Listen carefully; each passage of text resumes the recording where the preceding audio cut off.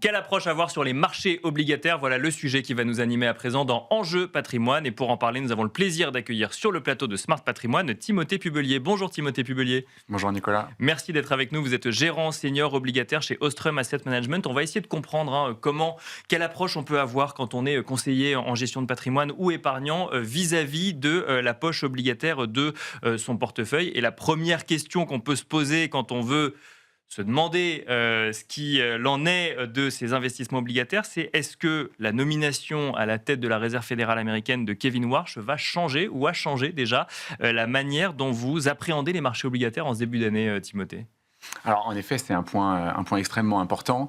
Ça peut être un tournant pour l'économie américaine et donc l'économie mondiale. Donc le 30 janvier dernier, on a Donald Trump qui a nommé à la présidence de la Réserve fédérale américaine Kevin Warsh. Et ça fait donc de lui, d'un coup, l'un des banquiers centraux les plus importants de la planète et une des figures économiques les plus importantes. Kevin Warsh, si le Sénat le confirme, Oui, parce qu'il y a encore cette étape-là. Il a été nommé par Donald Trump, il doit encore être confirmé par le Sénat à l'heure actuelle. Exactement. Ça devrait ne pas être un problème, mais c'est quand même important de le mentionner parce que ça pourrait décaler le calendrier plus qu'annuler les choses. Mais donc, s'il est confirmé, la question qu'on va se demander, c'est est-ce que ça va être un yes man qui va dire absolument oui à tout ce que Donald Trump lui demande? Et donc baisser les taux? Exactement. Ou est-ce qu'il va se battre pour préserver l'indépendance de la Fed? Et pour répondre à cette question, il faut se demander un peu qui est Kevin Warsh, d'où il vient. Et en fait, c'est pas un universitaire, académicien classique. Lui, il vient du monde des banquiers d'affaires, où il a fait une carrière qui a décollé très très vite. Et dès 35 ans, en 2006, il y a le président George W. Bush qui l'a nommé gouverneur, un des gouverneurs de la Fed. Donc c'était un des plus jeunes de l'histoire à ce poste-là. Et quand il était là-bas, donc 2006, c'est pas une date anodine, c'est juste avant la tempête financière de 2008. Et donc il a énormément appris, notamment aux côtés du légendaire Ben Bernanke, et il a aidé à sauver le système financier américain à cette époque-là. D'accord. Dès 2011, il a quitté la Fed pour devenir professeur d'économie à Stanford. Et ce qui est intéressant, c'est qu'à partir de là, il a été très critique sur la Fed. Il a été critique sur l'interventionniste. Lui, il aimerait bien se débarrasser des entreprises zombies quand il y a des crises qui arrivent. Il a été très critique sur la régulation des banques. Il pense que c'est pas le rôle de la Fed. Sur la taille du bilan, il n'aime pas le quantitative easing et donc il s'engage un peu à faire du quantitative tightening. Et enfin, sur l'inflation, où lui, il aimerait que la Fed soit plus agressive contre l'inflation. Et c'est là où ça va être extrêmement intéressant. Oui, parce que c'est pas forcément ce que prône Donald Trump d'un point de vue politique, pour le coup. Exactement. Donald Trump, il a une feuille de route très claire. Il l'a mis là pas par hasard. Il veut des baisses de taux. Donc les baisses de taux, ça va faire de l'inflation. Le quantitative tightening, donc le resserrement du bilan, ça va durcir les conditions financières. Ça va être compliqué pour les entreprises. Le président américain, je suis pas sûr qu'il aime ça non plus. Et enfin, s'il devait y avoir une crise financière et que des entreprises américaines étaient en danger et que la Fed avait le pouvoir de les sauver, je suis pas sûr qu'il serait ravi de les laisser couler non plus. Kevin Warsh n'est pas encore à la tête de la Fed, mais le gérant obligataire que vous êtes, comment est-ce que vous appréhendez du coup ce qui peut se passer, ce qui peut avoir une incidence sur les marchés obligataires cette année et plutôt en fin d'année? Alors, ce qui est intéressant, c'est qu'il y a deux façons de voir des choses. La première, c'est où il obéit un peu à Donald Trump et il baisse les taux plus que ce que le marché s'attend. Et donc ça, dans un premier temps, on peut se dire que c'est très bon pour les marchés obligataires. On a les taux directeurs de la Fed qui vont s'écrouler et ils vont entraîner toute la courbe avec eux. Et ce sera bon aussi pour les actions qui vont se financer à moindre coût, etc. Mais par contre, il y a une autre façon de voir les choses. C'est qu'en fait, pour l'économie, ça marche sur la confiance. Un marché, il a besoin d'avoir confiance en une économie.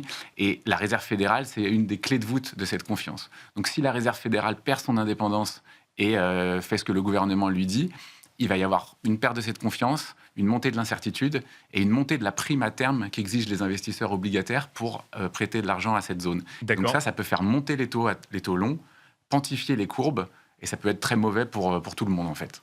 Et pour les investisseurs européens, est-ce que du coup ça a une incidence particulière? Est-ce que ça fait entrer une concurrence plus grande vis-à-vis peut-être d'investissements obligataires européens?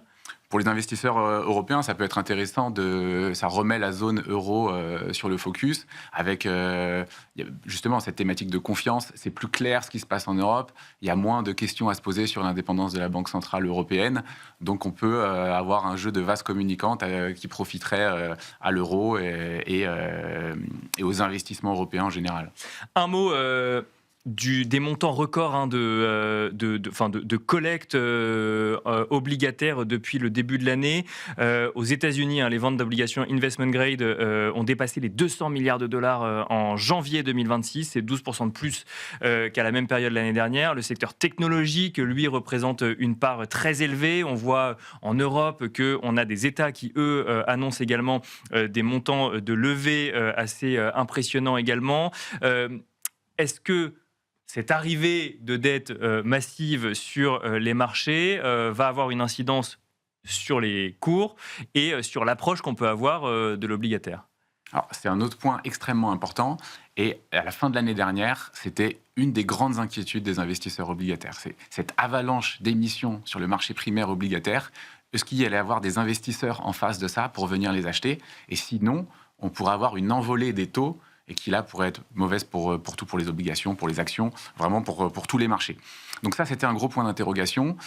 On a eu la chance, entre guillemets, d'avoir des émissions records dès le mois de janvier, aux États-Unis, mais aussi en Europe. En Europe, si on prend souverain plus les entreprises, donc toutes les obligations, on en a eu plus de 360 depuis le début de l'année. Et en termes de volume, on parle de 430 milliards. D'accord. Donc si on veut comparer avec une année classique obligataire européen, on est déjà à 30% de fait, alors qu'on est juste sur un seul mois.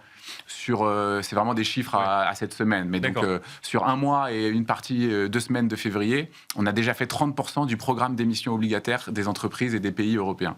Donc, c'est très important. Déjà, comment les investisseurs ont réagi? Les investisseurs, ils ont réagi de façon très positive. On était inquiets là-dessus et en fait, ils ont absorbé cette avalanche d'émissions sans aucun problème. Pour rappeler, sur le marché primaire obligataire, c'est quand une entreprise ou un pays veut émettre une obligation pour la première fois, c'est elle qui va dicter les termes. Elle va dicter le taux, elle va dire par exemple, j'ai besoin à 4% sur 5 ans d'emprunter 10 milliards. Et en face de ça, il y a un carnet d'ordre des investisseurs qui va se construire. Et quand un pays veut emprunter 10 milliards, les investisseurs, ils répondent, nous, on est prêt à prêter 100 milliards. Et après, ils se battent pour avoir un prorata de la somme. Donc ça, c'est sur les pays, on peut voir des carnets d'ordre à x10. Sur les entreprises, où c'est toujours moins, mais on avait vu des carnets d'ordre énormes, plutôt de l'ordre de x3,6 pour les financières, x3,4 pour les entreprises non financières. Donc là aussi, c'est énorme. Donc l'appétit, il est intact. Donc ça, c'est la première bonne nouvelle. La deuxième bonne nouvelle, c'est que ces 30% qui sont déjà émis, ils sont plus à émettre par la suite. Bien Donc il y a un peu de souffle. Un peu de souffle et de clarté. Voilà, c'est une interrogation en moins. Ils savent que cette partie du programme, elle est faite à des termes qui étaient bons pour eux. Donc ils vont avoir moins à faire et vont pouvoir se concentrer sur d'autres sujets. Alors que parfois, ils ne savent pas s'ils vont pouvoir émettre sur des termes intéressants. Est-ce qu'il faut craindre une concurrence entre différentes émissions, que ce soit des entreprises tech qui ont besoin de lever de l'argent pour financer des programmes d'intelligence artificielle, des États, notamment l'État allemand, pour ses projets d'infrastructure? Est-ce qu'il faut craindre une concurrence entre différentes émissions obligataires sur le reste de l'année ou finalement, ce qui s'est passé sur le début du mois de janvier vient rassurer quand même sur le comportement des investisseurs? Alors, ça vient rassurer, mais en effet, tous les secteurs ne sont pas logés à la même enseigne. On a commencé un cycle d'expansion des CAPEX, notamment sur l'IA pour la construction des data centers notamment, qui est absolument vertigineux. On a rarement vu ça dans l'histoire. Même, on peut comparer aux missions Apollo pour aller sur la Lune, qu'on mis en banqueroute la Russie, l'URSS. C'est rien à côté des émissions qui sont en train d'être faites pour financer les data centers. Donc, c'est absolument phénoménal ce qui est en train de se passer en ce moment. L'autre grand game changer, c'est en mars dernier, quand l'Allemagne a annoncé son plan d'infrastructure civile. On parle de 500 milliards sur 12 ans. Donc là aussi, c'est énorme pour l'Allemagne. Ils veulent investir dans le transport, l'énergie, le numérique, le logement ou les hôpitaux. Et c'est combiné à un plan militaire aussi, où là, ils vont acheter des tanks, des frégates. Donc sur le plan militaire, on va leur reprocher de financer un peu la guerre d'hier, d'acheter plus des tanks et des frégates, plutôt que faire comme l'Ukraine, qui a mis le paquet sur les drones, les nouvelles technologies. Donc là-dessus, il y a un débat qu'ils sont en train d'adresser. Mais ce qui est vraiment important de dire, c'est que l'Allemagne avait besoin de ce plan. Ils avaient un modèle qui reposait beaucoup sur la chimie, l'automobile. Ils sont en concurrence frontale avec la Chine et les États-Unis sur ce niveau-là, donc ils ont besoin de se réinventer. Et le deuxième point, c'est qu'ils ont les moyens de se réinventer. L'Allemagne, la dette sur PIB, c'est 63%. Donc ils peuvent lever. Ils peuvent lever, là où la moyenne européenne, c'est 88%. Et en France, malheureusement, on est à 117%. Bien sûr. On voit la marge de progression. Donc oui, ils ont des routes et des ponts en mauvais état. Ils ont un problème d'indépendance énergétique. Mais là, ils ont les moyens, la capacité et la volonté. Donc potentiellement, ils vont aller très fort à ce niveau-là. Donc plus d'émissions, ça va venir soutenir la croissance. Et ça peut être un léger négatif pour les obligations, avec des taux qui accompagneraient à la hausse, une croissance à la hausse. Et donc plus d'émissions, donc plus d'offres qui pourraient impacter les investisseurs. L'investissement obligataire pour les épargnants, très rapidement, reste intéressant en 2026. Évidemment, il faut être sélectif selon les secteurs, selon les entreprises, selon les typologies de risques, mais il y a des opportunités encore sur le marché obligataire. Bien sûr, ce qui est intéressant par rapport aux dernières années, on a eu des taux proches de zéro, c'est qu'aujourd'hui, on part d'un niveau assez élevé. On a des taux anglo-saxons qui sont beaucoup plus élevés que nos taux en Europe. Mais même en Europe, si on prend le taux allemand un peu au-dessus de 2,70, c'est un bon point de départ. Après, si on va sur les entreprises, il y a un spread de crédit à ajouter à ces 2,70. Et donc ça, c'est un coupon régulier qui va arriver et qui, même si la valeur intrinsèque de l'obligation baisse, cette baisse, elle sera amortie par le rendement total de l'obligation. Donc on a un break-even qui peut être assez intéressant. Merci Timothée Pubelier de nous avoir accompagnés dans Enjeu Patrimoine. Je rappelle que vous êtes gérant senior obligataire chez Ostrum Asset Management. Merci beaucoup. Merci beaucoup. Et quant à nous, on se retrouve tout de suite dans l'œil de l'expert.